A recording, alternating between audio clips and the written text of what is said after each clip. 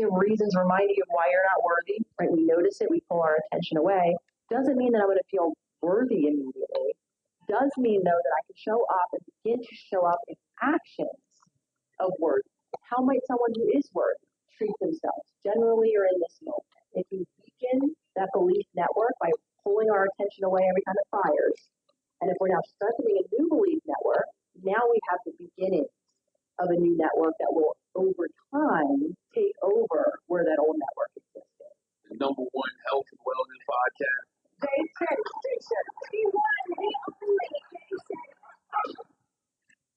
Let's get straight in. You start very emphatically in the book, and the title says you create change. And I think for a lot of people that hear that, I think a lot of us feel we don't have the power to change things. We don't feel we have the ability to change things. We feel that our life is a constant bombardment of things happening to us, of things that other people do towards us. And you very boldly state you create change. I know so many people who feel like they don't know how to change, they can't change, they're stuck. What makes you so certain? Well, they're not aware of their behaviors, their attitude.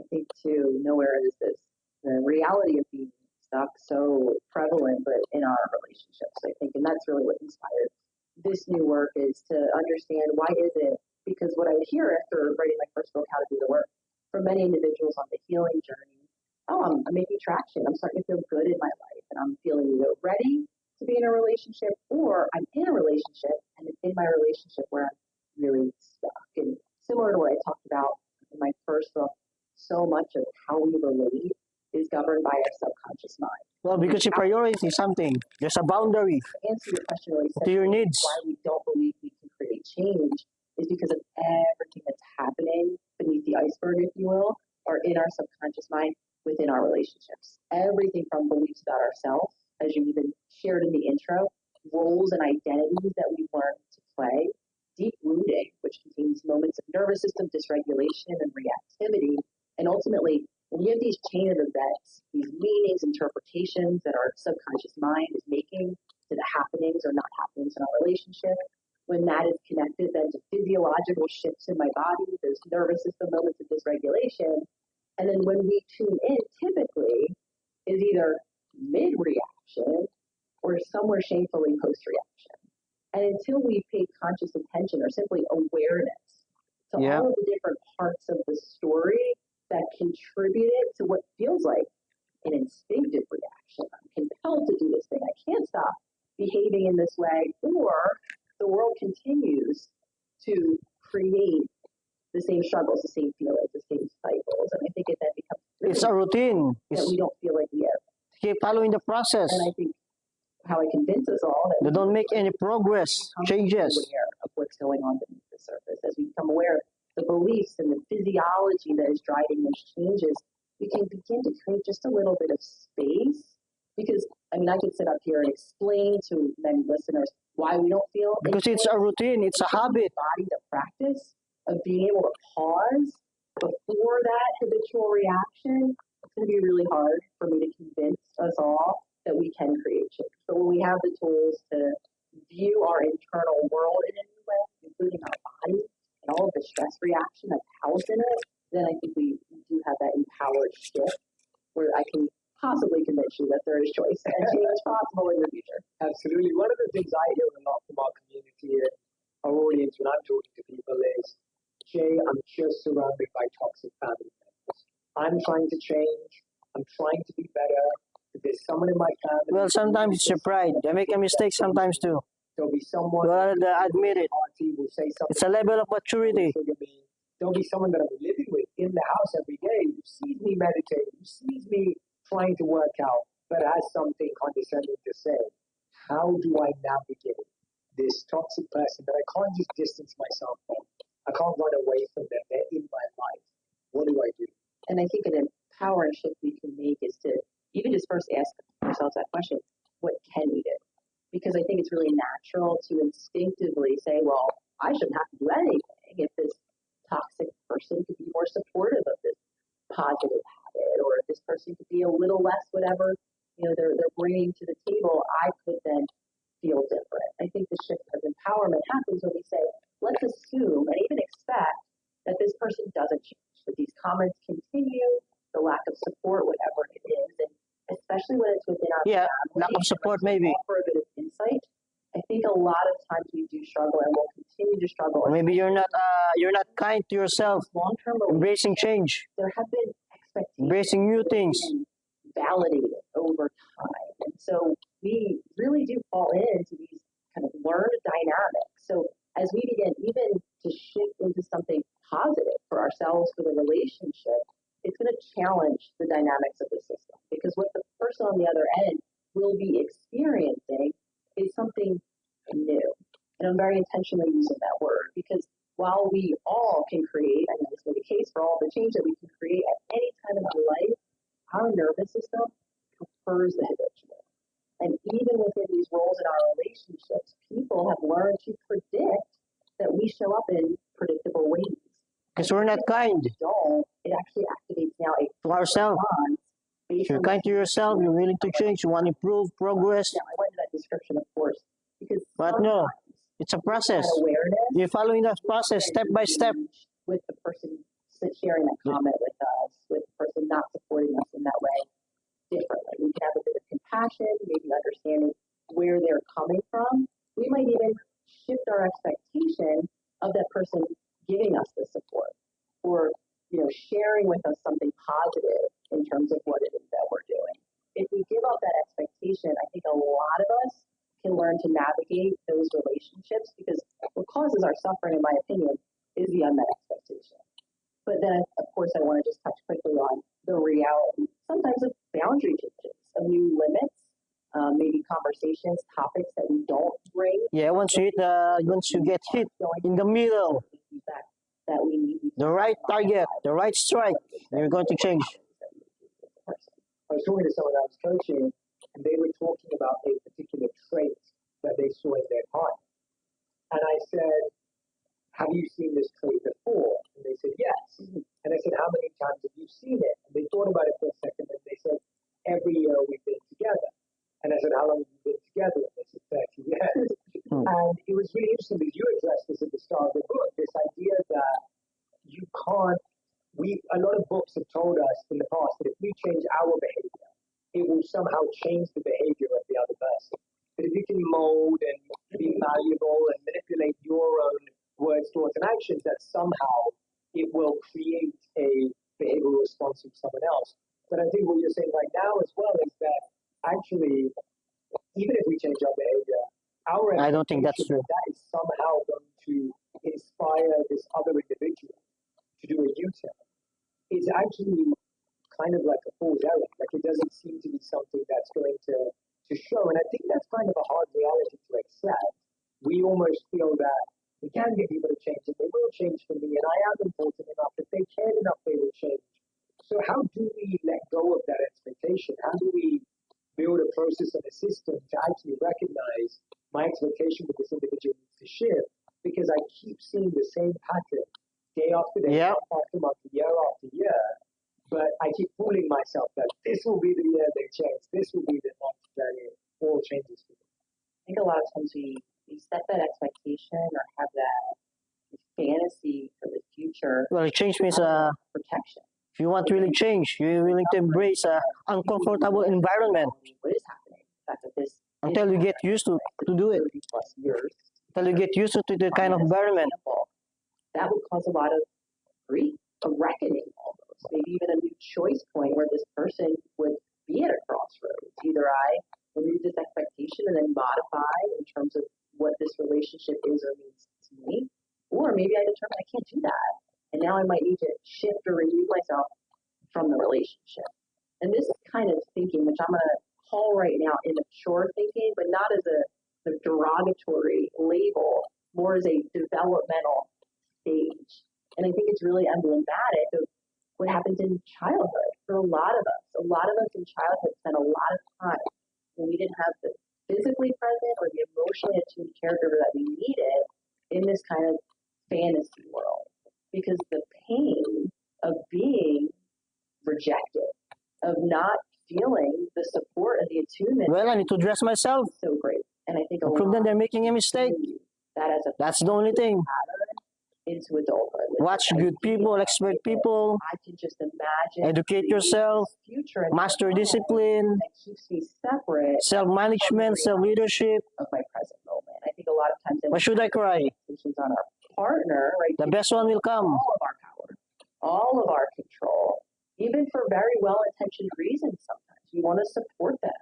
We might want to see them create change that we know and they know that they need in their lives. But again, when we are putting all of our energy on someone else in that way, not only do we not have access to it for ourselves, it's felt by the other person. Even if it's not directly felt, it's indirectly felt as Yep. the pressure. So again, I want to normalize, I think, the tendency to fantasize, to wish, even the very well-intentioned actions that we can take, sometimes seemingly in support of someone else, though I just acknowledge the reality of the many of us who have created very difficult change in our life.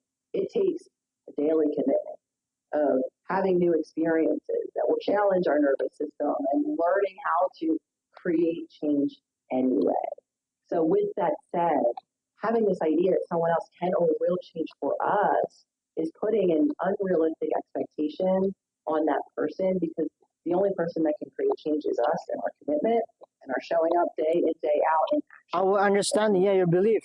What are some of the other ways that our childhood impacts our current, present, and future selves? Because I think obviously in society and culture, we are talking about this idea of what we went through as kids shows up in who we are now. But I think we It's a have reflection. rudimentary, basic understanding of how that actually shows up.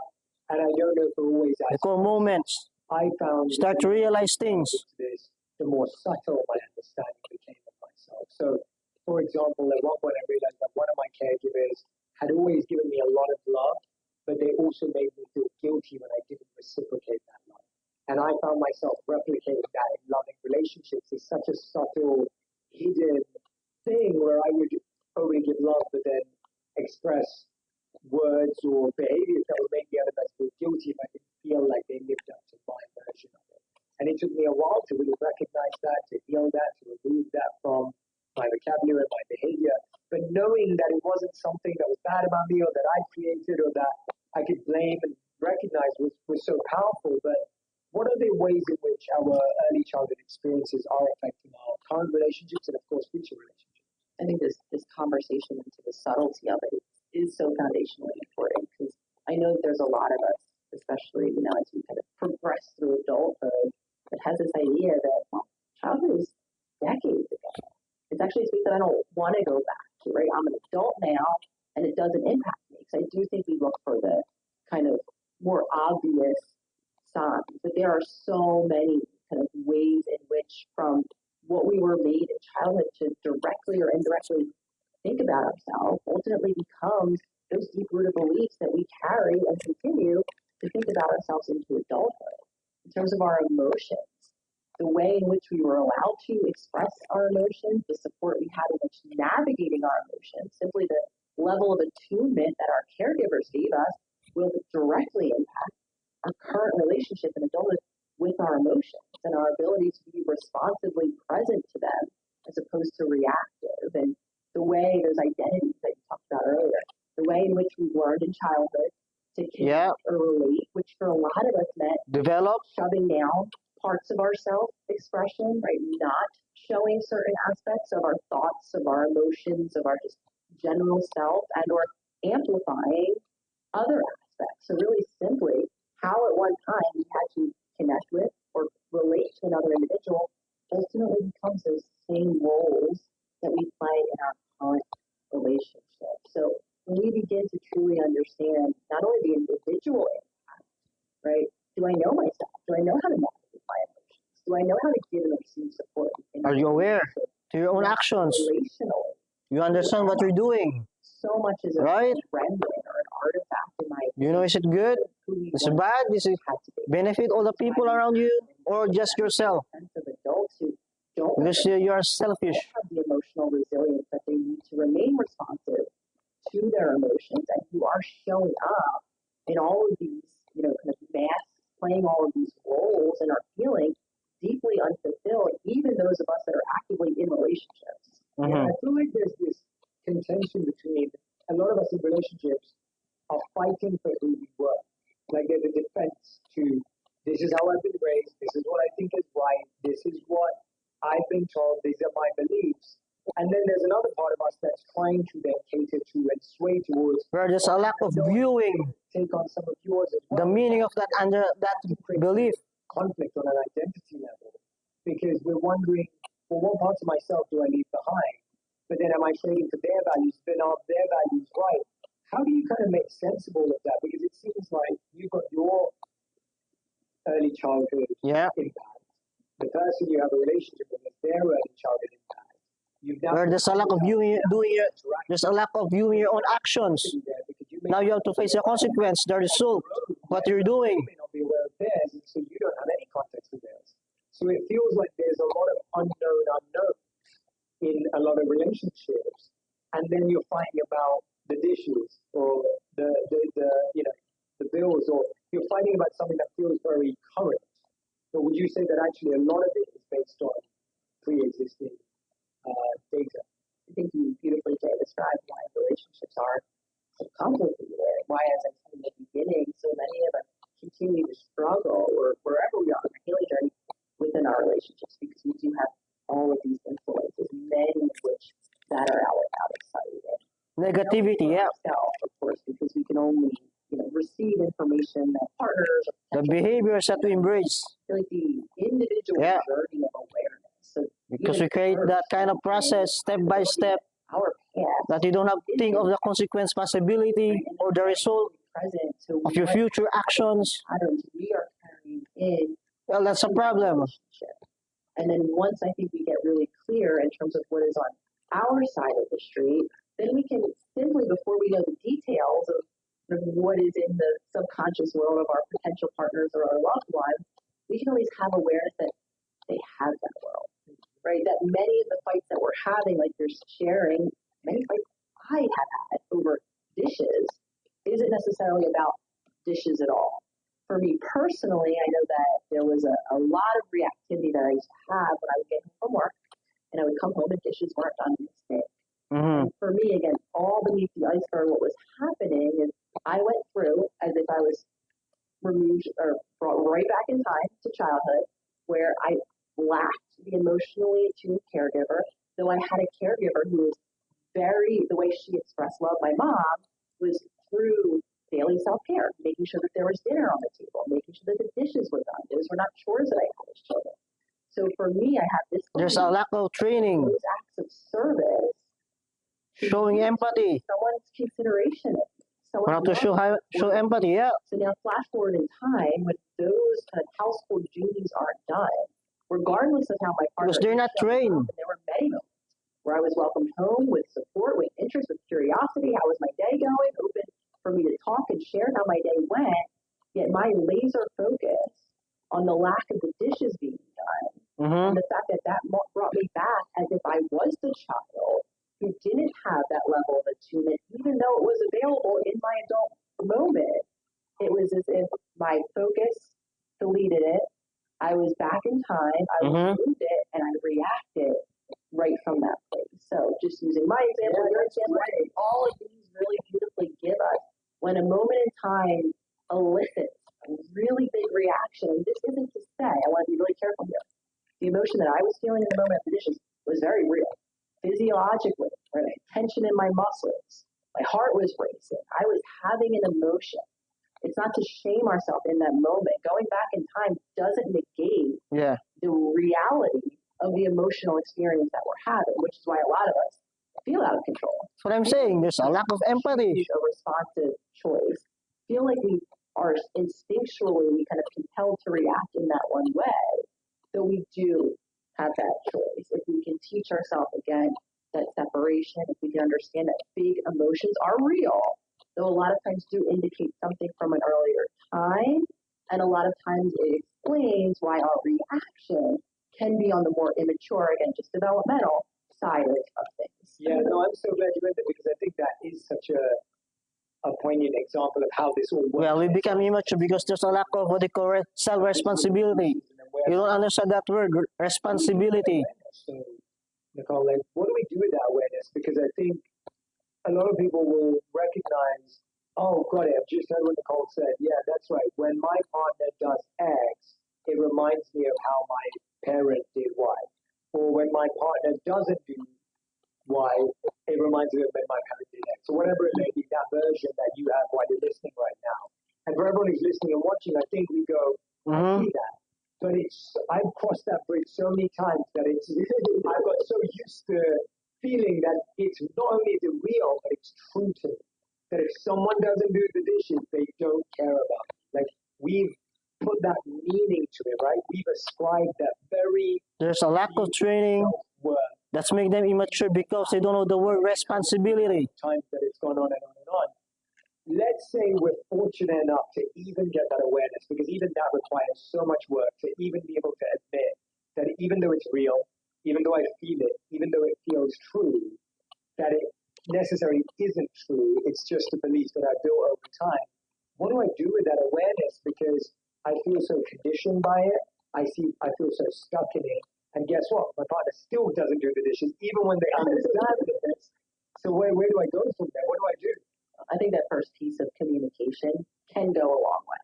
As we get clear on ourselves, of course, when we feel safe and secure in our particular relationships, we can gift that knowledge, because that might be the difference between our partner. Then this is, I think, what happens within relationships when we kind of enter the conflict cycle. We have one person, right, regressing back in time, becoming reactive, and then typically something in their reactivity sets off the receiving partner, who then goes back in time, and now we almost have two children kind of like sparring, not able to though enter their wise adult or more grounded,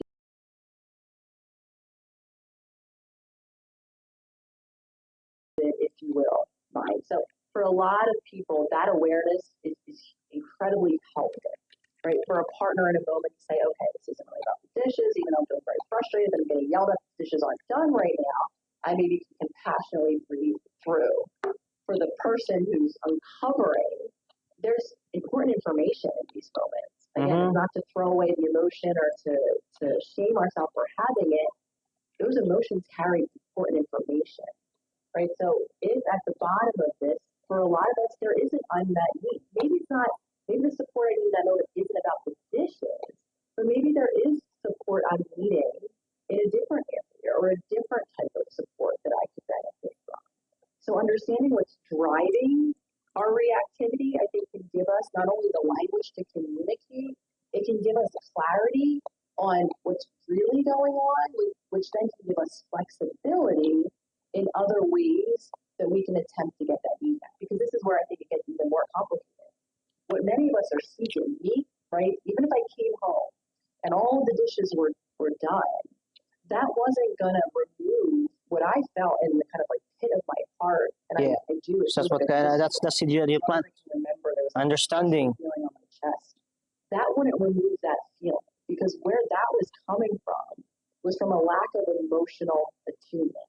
So even if everyone Your heart is so soft. myself with cleans my dishes from now until the end of time, if they're not giving me I that see that. emotional attunement that I need, if I'm not participating in that emotional attunement that I need because I'm not present in my own emotional body and sharing that. Well, you need to expand and understand your relationship. Dishes for a very long time. If you're in that kind of stage, you are so soft. In that hole. And I think this Easy is to why hurt. a lot of us cycle through reactivity. We need to do direct. Your insecurity is very high. Partner does the dishes, and we still don't feel satisfied. We still don't. Goal insecurity. We still don't feel that connection or that support. That Well, you need to understand the meaning of your relationship. If you're in that kind of stage, the actions, we're looking for that deep level of attunement. We're looking for that resonance. super sensitive. A little less alone, even if no one's saying anything to us, because they're just sitting in that. You're immature. You don't know the word responsibility. So right, what Becky said earlier. Your role, your part. In that space with ourselves in order to invite someone to sit in it with us, because they can't just find that space, right? It's almost like you have a basement level in your psyche that you have the key and access to in the elevator. And if you don't invite someone into that because you haven't visited it before, they're just on level one trying to figure out where you want them to go. And I'm literally visualizing Inception right now, the movie where all of his dreams are locked in an elevator. But I think that feels so true to me that I find that even with my wife, we had a really interesting conversation recently. So her book came out this year, and before the book was coming out, this was like maybe a month before the book came out. And I said, I really want to understand how you'd like us to celebrate this occasion because I don't think I know. And we've been together for 11 years, married for 8 years. And I just said, I don't think I really have understood, not just how you like to celebrate, because that I know, you celebrate great birthdays and you've had a great time.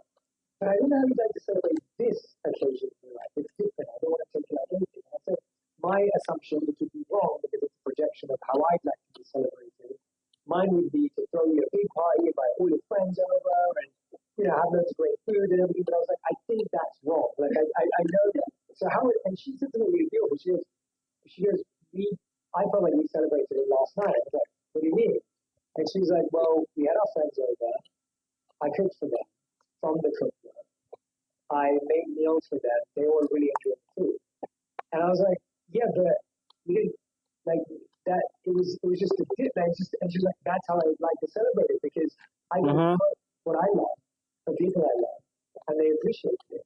And that was me celebrating. And I was like, oh wow, I could just that was me celebrating. And it was just this really interesting thing about this communication. Like, and I said to my wife, I said, please inform me of things like that because I would have no idea. Like, if you don't let me in, if you don't invite me into that space of this is how I like to be celebrated. She goes, you know what? I don't think I thought about it until you asked me right now. And so it was a joint discovery. And I think if people look at their relationship, it's not like, oh, you've kept me out and you haven't let me in and you don't tell me. It's actually more like, we're actually just figuring this out.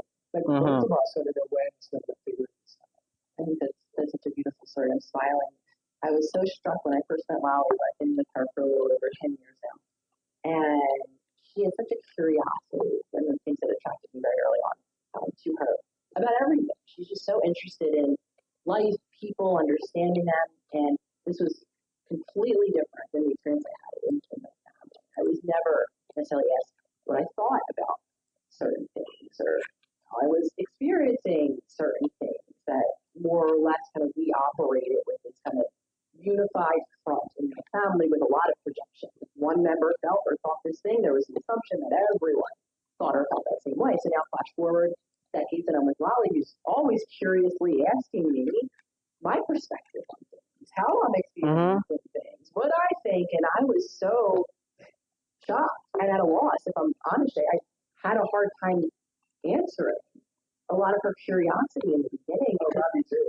I didn't know. I didn't stop to think. Yeah, your understanding, yeah. We asked how I'm going to celebrate something, and that would have been a gift of exploration for me to have and to consider. And I think what you're sharing, I had a moment with Jenna, so my third partner, and I the other day in one of these very similar moments that you're describing, and we were sitting in the car, and she was very quiet, and I noticed a pattern of when we're out, typically driving in the car, and that's a lot of the time where her and I are out doing things together. Yeah. Quiet. Creating a moment. Here, conditioned from my childhood to assign the meaning to quiet, which is danger, silent treatment. So you upset someone because this is the experience that time and time happened in my childhood. So I'm sitting on we've been together now for over 2 years, Jenna and I. So for 2 years now, I'm driving in silent car rides. I've not said a word, just in my mind, worried, oh gosh, there's nothing to talk about.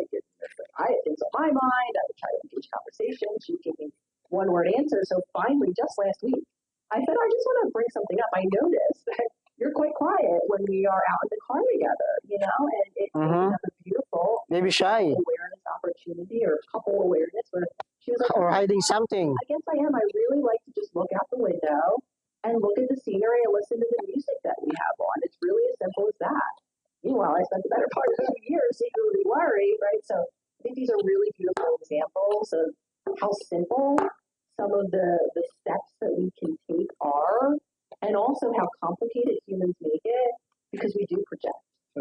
We do. We are subjective creatures who are projecting all the time. I'm sitting at I have a lot of compassion for myself. Just all of this suffering that causing ourselves without just having the direct conversation, communication. As a creator, my goal is to try and make content that makes you happier, healthier, and more healed. And if you're a creator or an entrepreneur or looking to become one of the biggest challenges is finding the right tools to support your creative vision. That's where Kajabi comes in to help. When you don't have a huge team